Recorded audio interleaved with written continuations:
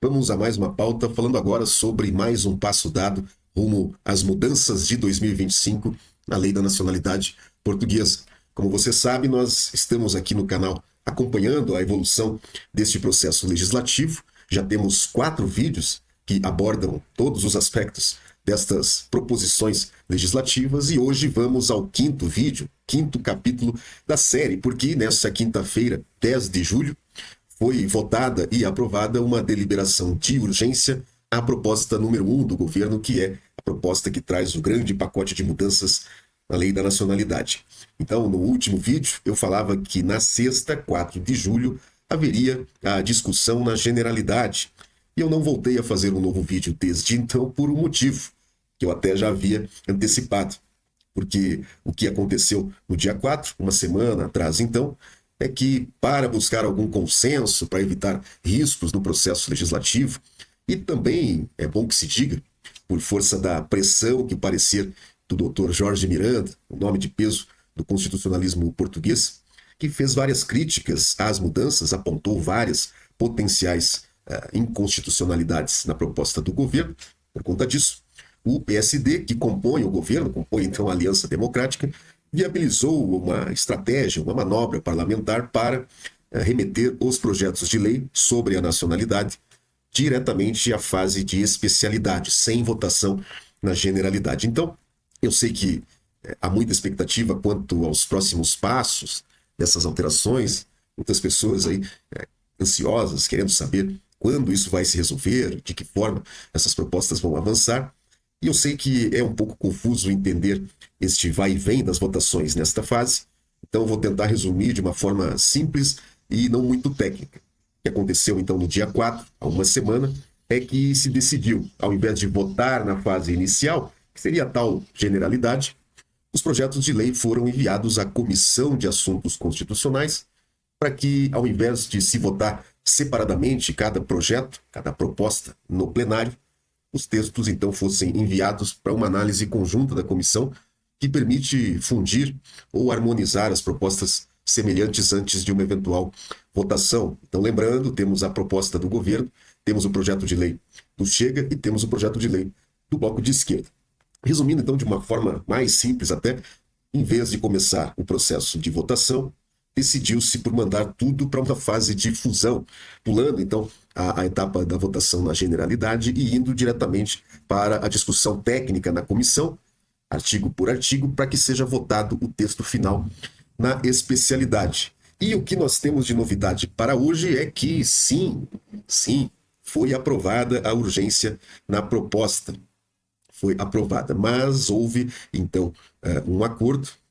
Houve um acordo, então, com o PSD, aceitando adiar para setembro a votação final da Lei da Nacionalidade na última reunião plenária de setembro de 2025, como vocês podem observar aqui na notícia lá da Renascença. Ou seja, hoje, 10 de julho, foi aprovado o regime de urgência, mas, bom que se diga, haverá um recesso parlamentar, que vai da segunda quinzena de julho até o início de setembro, e até o fim de setembro, então, deve vir finalmente a votação.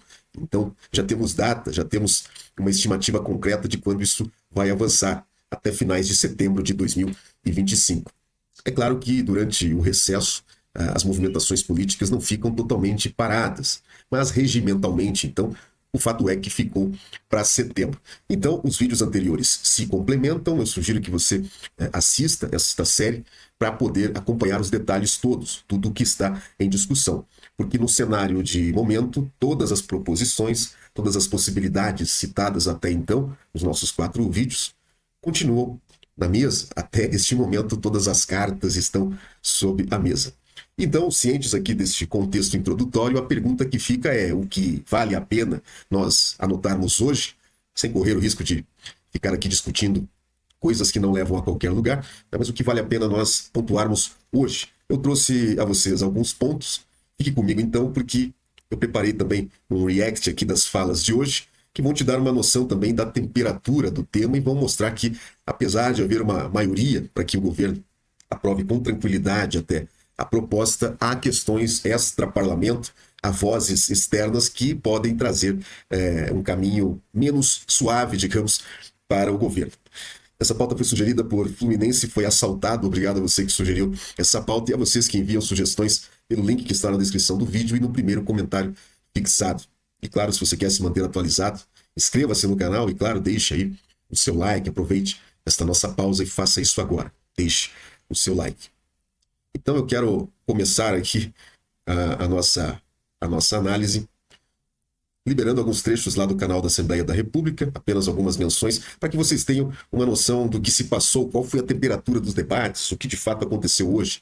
Fiquem aqui com o Pedro Delgado, do PS, que vai falar sobre um tema, um ponto que foi muito abordado ao longo de toda essa jornada de hoje na Assembleia, qual seja a questão de um certo atropelo regimental, uma pressa do governo para aprovar esta proposta, deixando aí de lado o que aponta-se aqui como algumas obrigações do regimento, a obrigação de audição, a obrigação de ouvir certas entidades. Ouça o que diz aí então o deputado Pedro Delgado, do Partido Socialista.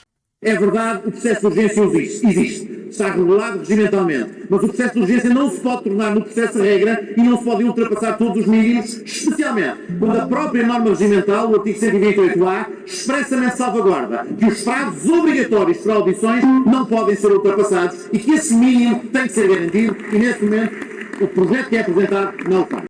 Veja então a manifestação agora de Marina Mortágua, do Bloco de Esquerda, que tem então um projeto de lei em andamento, né, em tramitação, está aí junto com o Chega e o governo apresentando um projeto de lei, e ela vai falar também mais ou menos sobre essa questão. Observe as palavras aí da deputada única do Bloco de Esquerda. A magistratura, sem tempo para ouvir a ordem dos advogados, a Comissão Nacional de Proteção de Dados envia um e-mail à Comissão a dizer que não temos tempo para enviar um parecer assim. Não conseguimos dizer o que é que pensamos sobre leis que são estruturais, até para a definição da nacionalidade portuguesa. É isto que estamos a decidir, para o bem ou para o mal. Quem é que pode ser português e em condições? Quem é que pode ser imigrante em Portugal e com condições? E querem fazer isto em 4 ou 5 dias, sem ouvir ninguém. Mas se destacou, então, que dada a delicadeza do tema, não era o caso de se apressar esse processo legislativo sem a audição de várias entidades, de acordo com o regulamento, lá, o regimento, perdão. Isabel Mendes Lopes, aqui, do Livre, é isso? Vamos ouvir também mais uma voz dissonante aqui da proposta do governo. Estes processos de urgência de leis que têm uma importância extrema no nosso país e que têm uma implicação direta na vida de tantas pessoas. E isto acontece depois de, nesta semana, terem sido recusadas as audições de uma série de entidades que são fulcrais para percebermos qual é que é o impacto que estas alterações que o governo quer fazer têm no nosso país. Se existe uma maioria que quer alterar a lei, nós respeitamos democraticamente isso, até embora não concordemos com a forma como está a ser alterada, mas discordamos profundamente do atropelo àquilo que são os mecanismos de trabalho do Parlamento, num contexto extraordinário e excepcional, como já tivemos infelizmente no nosso país. Esta é a Inês Real, lá do PAN. Então, observem que nós tivemos, por parte das posições aí mais dissonantes do governo, um destaque muito grande a esta problemática, que seria, então, um atropelo do processo legislativo, uma pressa que estaria impedindo os deputados de tomarem a audição de várias entidades, etc. E algo interessante de se destacar aqui diz respeito à temperatura da reunião, o acalorado ali dos debates, porque já haviam sido costurados alguns consensos políticos nos bastidores, e esperava-se, então, que esta reunião seria mais tranquila, menos acalorada. E a verdade é que a reunião foi bastante tensa e teve muita interrupção. Muitos deputados foram interrompidos em suas falas, com voz alta, ali no plenário. E o presidente, o João Pedro Aguiar Branco, do PSD, teve que fazer várias intervenções. Então você percebe até por estes trechos que eu já passei aqui, que não são as vozes governistas, que a coisa não foi assim tão tranquila. E eu digo sempre que o lado bom de você ter um juízo crítico sobre os fatos e avaliar as coisas com uma integridade, uma honestidade intelectual, é que você consegue criticar e ver também os lados bons dos argumentos de todos os lados do espectro político, de uma forma honesta e não apaixonada. Então, de fato, há dos dois lados bons argumentos. Nós já vamos ver os argumentos aqui da direita.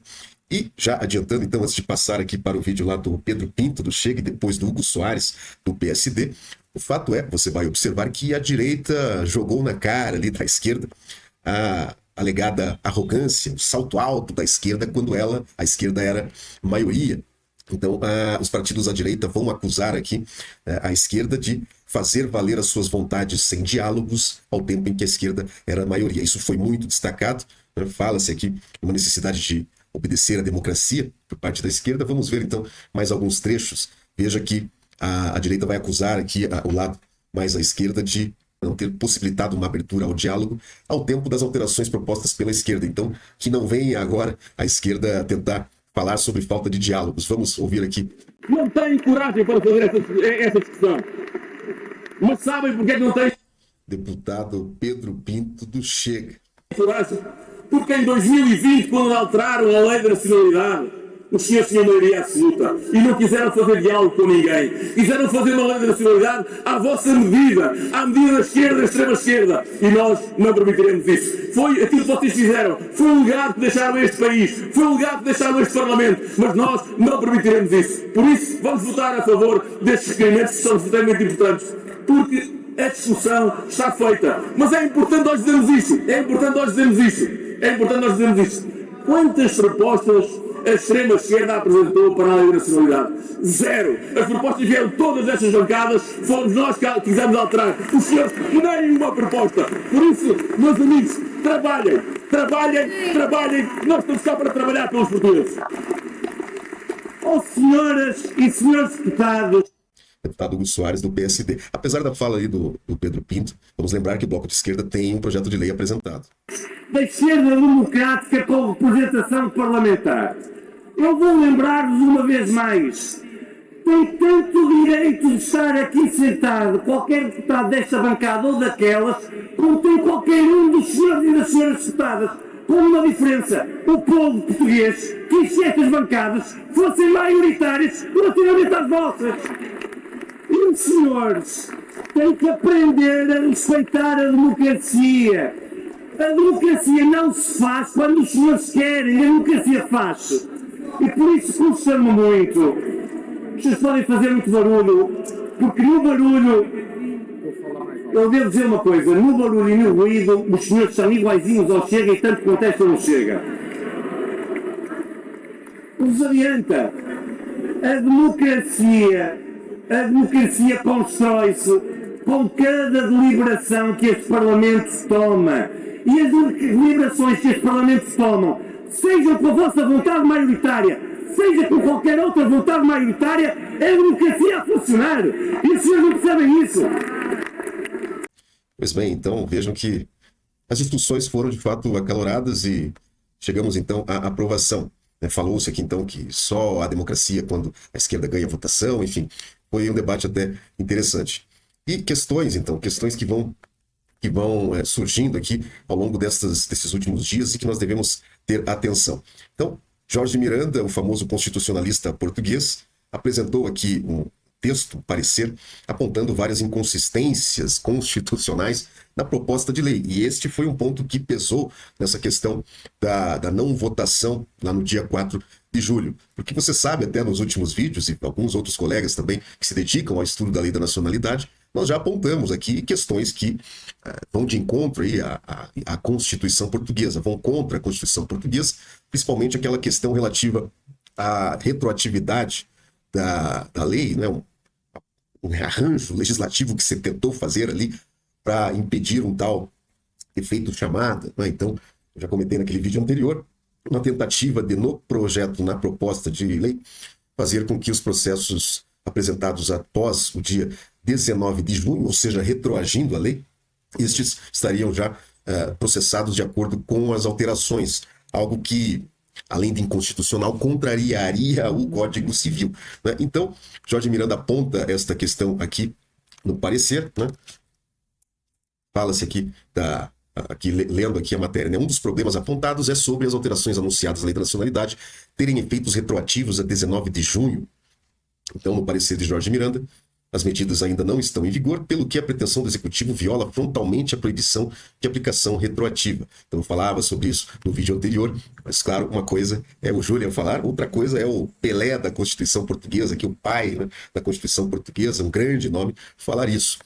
Então, além dessa questão, também foi apontado aqui no parecer do Jorge Miranda a questão de o governo querer aumentar o período de permanência em Portugal, né? Então, também neste ponto aqui, a reportagem traz opiniões de outros especialistas que consideram a norma constitucionalmente inadmissível por violar os princípios da segurança jurídica, da igualdade e dignidade da pessoa humana. Cria uma situação de incerteza sobre o momento do início do prazo, né, que deixa de estar nas mãos do cidadão e passa inteiramente para as mãos da administração. Na verdade, esse ponto aqui está fazendo menção ao início da contagem do prazo. Lembra-se lá do artigo 15, 15º, né, que alteraria-se, então, salvo engano ali o 15º, número 3, a proposta é para alterar esse dispositivo de modo que o tempo de residência legal em Portugal seja contabilizado a partir da emissão do título de residência e não mais da apresentação do requerimento, com efeitos retroativos à data da apresentação do requerimento. O parecer vem dizer também que este ponto é também inconstitucional.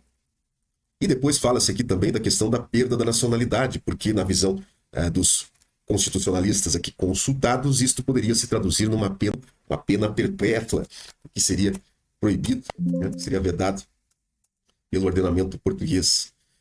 Além dessas questões, eu não mencionei no vídeo anterior, e agora aproveito para fazer este adendo. Quando eu falava lá sobre a questão da mudança no artigo 14, 14º, eu não destaquei algo que talvez eu tenha presumido que vocês já notassem, que é o artigo 14º continua sendo inconstitucional, porque cria uma diferenciação proibida entre os filhos havidos no casamento e fora do casamento. Então, a forma de se resolver isso seria apenas com a revogação, efetivamente, do artigo 14. Ele não foi revogado, foi alterado. E a proposta de lei do governo quer isolar, quer tirar do âmbito de abrangência ali do artigo 14º, os reconhecimentos de filiação estabelecidos na maioridade quando se trate de aquisição, naturalização, ou seja, o caso lá dos filhos por adoção, os adotados, os adotivos. Então eu só senti falta aqui, no parecer de Jorge Miranda, de uma menção a esse dispositivo. Até depois vou buscar saber se houve alguma menção, mas o fato é que a alteração proposta pelo governo no artigo 14º tem grandes chances de esbarrar no judiciário, no entendimento jurisprudencial, que nós temos aquele precedente que também já comentamos. Ou seja, há uma inconstitucionalidade por conta já do artigo 14, e a proposta do governo cria uma inconstitucionalidade dentro da inconstitucionalidade. Simplificando aqui para vocês, então, né? Cria uma discriminação entre os filhos adotados e não adotados, e, numa escala maior, no artigo 14º, isto já é uma discriminação indevida por conta de uma proibição lá do artigo 36º da Constituição de Portugal, entre os filhos havidos no casamento e fora do casamento. Duas camadas de inconstitucionalidade, portanto. E também um destaque interessante ali da reunião é que, apesar dos argumentos da urgência terem sido apresentados de forma bastante eloquente pelos partidos ligados ao governo, e eu estou sendo aqui bem isento nesta análise, né, o argumento da urgência apresentado pelo CDS-PP é que havia ali um lapso temporal do processo legislativo que geraria o chamado efeito chamada. Então, defendeu-se a urgência na tramitação, porque se este processo legislativo se estender demais, as pessoas vão entupir lá as conservatórias de pedidos, isto vai gerar um efeito chamada, e por isso, então, isto justificaria, não é, a urgência e justificaria também essa questão da retroação. O problema é que este é um argumento político, mas para a votação da urgência há a norma do regimento, aquela apontada ali pelo deputado Pedro Delgado, do PS, que traz uma regra de direito sobre as condições para o processo de urgência. Então, foi destacado isso também na reunião, que toda mudança na lei de nacionalidade ou na lei de imigração gera um reflexo nos serviços da administração pública, e se isso não for feito no processo legislativo, corre-se o risco de termos aí mais uma lei que vai sair do forno, né, com os mesmos problemas das leis que foram aprovadas ao tempo do domínio da esquerda em Portugal. Ou seja, uma pouca preparação dos serviços, uma pouca análise do impacto dessas mudanças na AIMA, no IRN e até mesmo na PSP, né? Então é o artigo 128, número 3, a linha D do regimento, que foi mencionado em vários momentos. Então, de uma forma resumida, o que temos neste momento é a certeza de que o processo legislativo deverá chegar a uma conclusão em setembro, o que indica que nós deveremos ter, então, uma nova lei alteradora da Lei da Nacionalidade ainda em 2025, e fica claro aqui para nós também que todos estes temas, estas ideias, estas proposições que foram apresentadas até o momento vão passar, então, por um processo de maturação na Comissão de Assuntos Constitucionais. E vem então a pergunta fatal: se Jorge Miranda vem apontando inconstitucionalidades, se o Julian vem apontando inconstitucionalidades, se o PSD optou por alterar o rumo deste processo urgente por conta dessa pressão de várias vozes alegando inconstitucionalidade, o que pode acontecer então se, apesar dos avisos, o governo passar o trator e aprovar a lei com potenciais inconstitucionalidades? O que aconteceria então? Aconteceria aquilo que já aconteceu num passado recente, quando, após a aprovação do projeto da proposta de lei, na sanção presidencial, o presidente Marcelo Rebelo de Souza praticou aquele ato de fiscalização de constitucionalidade, remetendo para parecer do Tribunal Constitucional o decreto da Assembleia da República. Então, há a possibilidade de acontecer isso, porque se você observar o tom dos discursos, das falas hoje no parlamento, você vai chegar à conclusão de que realmente o governo quer aprovar essas medidas mais ou menos como estão mesmo, apesar dos apontamentos aí na questão da perda da nacionalidade, na retroatividade da lei. Com tudo isso, a verdade é que o governo quer aprovar o texto desta forma e está trabalhando para aprovar isso rapidamente. Então é possível que nós tenhamos aí mais uma vez o acionamento do Tribunal Constitucional pelo presidente Marcelo Rebelo de Souza numa fiscalização de constitucionalidade preventiva, prévia a uma sanção presidencial, conforme permite a Constituição portuguesa. E, em conclusão, eu quero apenas destacar a vocês que, como eu disse no início, apesar da ansiedade de muitos, tanto daqueles que têm interesse em um processo administrativo de nacionalidade, quanto os portugueses que nos assistem aqui, que querem mudar logo essa lei da nacionalidade, para ambos os lados, neste momento, é preciso aguardar e segurar um pouco a ansiedade, porque este momento do processo legislativo indica que, sim, nós sabemos quais são as ideias do governo, sabemos o que vem por aí nessas discussões, mas a verdade é que estas discussões, esses trabalhos lá na Comissão de Assuntos Constitucionais, pode gerar ainda proposições legislativas que não conhecemos, que não temos ainda por escrito. Então temos que aguardar a evolução do processo legislativo e observar o que vai parar lá no texto final. Hoje eu apostaria que, por conta do parecer do Jorge Miranda e por conta também dos discursos ouvidos no parlamento hoje, eu tenho uma certa convicção de que mudanças alternativas, fusões de ideias com base nestes três projetos, a proposta dos dois projetos de lei, tenho a impressão de que um texto que reúna essas ideias e que, de algum modo, encontre um ponto de equilíbrio entre as propostas, deve surgir. Então, temos já a exata noção de que tudo ficará para setembro, mas não temos ainda como saber exatamente qual vai ser o texto que vai à votação final. Claro, se você quer manter a sua atualização nessa matéria, inscreva-se aí no canal, porque quando for o caso, faremos aqui o 6º vídeo desta série.